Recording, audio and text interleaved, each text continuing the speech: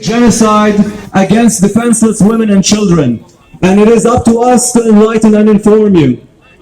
Here's American doctor Tanya Hassan, who volunteered in Gaza in the past few months. And here's a report on CNN where she relayed a sliver of the hell that the people of Gaza are living through right now.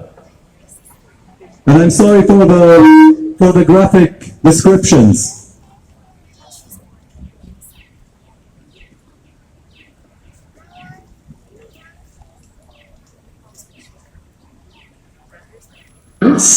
We have witnessed civilian massacre after civilian massacre. We have treated so many children who have lost their entire family, probably heard it, wounded child, no surviving family, WCNSF. This is a term that has been coined since October to describe this very frequent phenomenon that I personally witnessed more times than I can count while I was there. For the children who I treated who were discharged, they were and survived. They face a Russian roulette of 100 ways that they will likely and potentially die when they leave the hospital.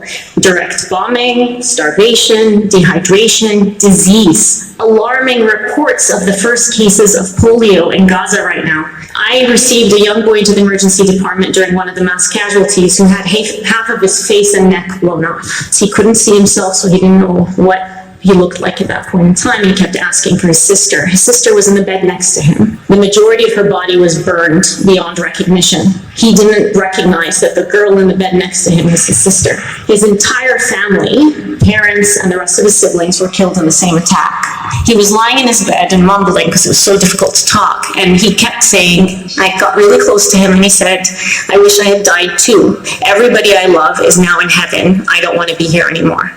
As the U.S. continues to fund this military campaign, we have no choice but to exert as much pressure as possible and use all the leverage we can to change direction, the direction that this country is taking. And it is not just up to the US to stop funding this genocide. It is up to Canadians as well, because Canada is currently providing diplomatic cover for the Israeli regime. It is currently assisting in military aid. They call it dual use components, which are actually going into machines and equipment that kills women and children in Gaza. And we are providing all the financial relief that Israel needs to conduct its genocide.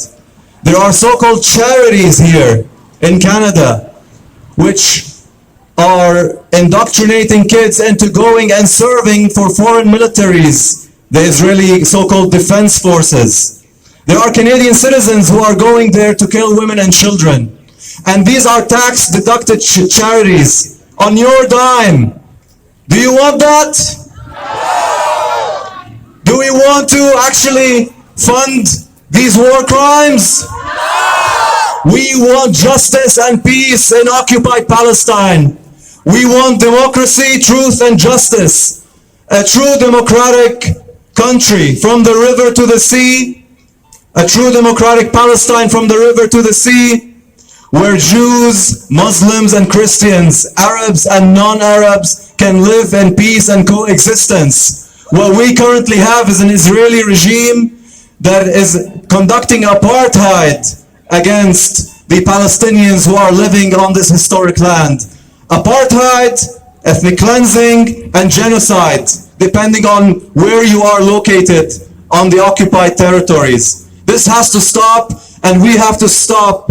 We have to push our Canadian politicians to stop funding this genocide. Call out your provincial politicians. There are currently Israeli wines being sold in BC liquor stores. Why, when Russia invaded Ukraine, all the Russian vodka and all the Russian liquor was pulled out of BC liquor stores and not the Israeli wines? We need to start boycotting Israeli products. We need to start putting sanctions on Israel, a two-way arms embargo until this genocide stops. Free, free Palestine! Free, free Palestine! Free, free, free Palestine! Free, free, free Palestine! Free, free Palestine! Free, free, free Palestine!